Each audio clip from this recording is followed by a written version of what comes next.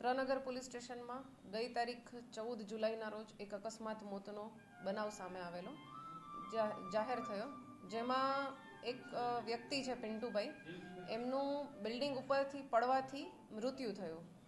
આવી અકસ્માત મોત આવી અને પોલીસ સ્ટેશન તરફથી એની કાર્યવાહી કરવામાં આવી, પીએમ કરવામાં આવ્યું મરણ જનારનું. આ દરમિયાન જે તપાસ કરતા હતા એ અને પોલીસ સ્ટેશનના થાણા અધિકારી વગેરેને થોડો ડાઉટ ગયો કે આમાં કદાચ હત્યાનો બનાવ હોઈ શકે છે. આવી શંકા ગઈ, જે અકસ્માત મોત જે પ્રકારે એ લોકોએ દર્શાવી હતી એમાં, જેથી વિગતવાર તપાસ કરવામાં આવી કે આમાં ખરેખર શું હતું. એટલે 14 તારીખે હતું સવારે, 14 તારીખે રાત્રે એમને ઝઘડો હતો અને 15 તારીખે વ્યક્તિનું મૃત્યુ થયું સવારે. તો 15 તારીખે પછી ત્યારથી 2 દિવસ અમે તપાસ કરી, આજુબાજુના લોકોની પૂછપરછ કરી. આ દરમિયાન સામે આવ્યું કે આ ખરેખર તો અકસ્માત મોત નહીં પણ હત્યાનો બનાવ હતો અને એને અકસ્માત મોતમાં ખપાવી દેવાનો પ્રયાસ કરવામાં આવ્યો છે. ડિટેલ જાણી તો એમાં જે મરણ જનાર છે એ અને આરોપી છે સુરેશ હેમતા વાસ્કેલા કરીને, એ બંને પિતરાઈ ભાઈઓ થાય છે અને એ બંનેને પહેલાં ઝઘડો થયો મટન બનાવવા બાબતે.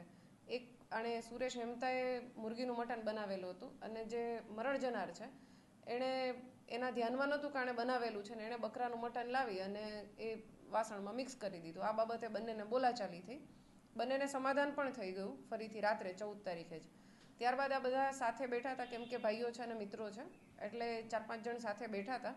એ દરમિયાન ફરી જે મરણ જનાર છે એણે આરોપીને પોતાનો મોબાઈલ આપેલો હશે, પણ આરોપી એના પૈસા નહીં આપતો એટલે મરણ જનારે કીધું તું મારો મોબાઈલ પાછો આપી દે.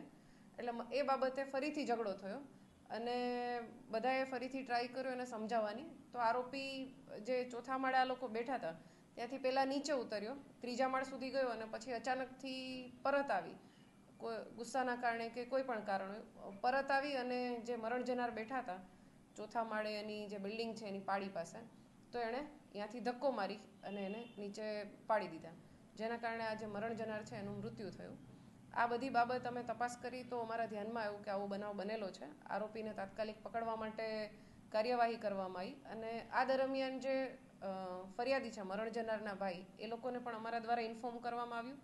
આ દરમિયાન એમને પણ આ બાબતે જાણ થઈ કે ખરેખર આવો બનાવ બનેલો છે, એટલે એ લોકો અંતિમ વિધિ કરી અને ગઈ તારીખ 18 તારીખે ફરિયાદ કરવા આવેલા હતા. એમની ફરિયાદ દાખલ કરવામાં આવેલી છે. જે આરોપી છે એના અમે 3 દિવસના રિમાન્ડ પણ મેળવેલા છે.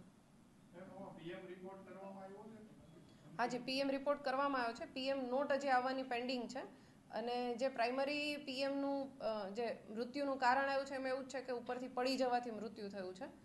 એટલે હવે અમે અમારા દ્વારા તપાસ કરીને જે વધુ પુરાવા મળે એ પુરાવા મેળવી અને ચાર્જશીટ કરશું.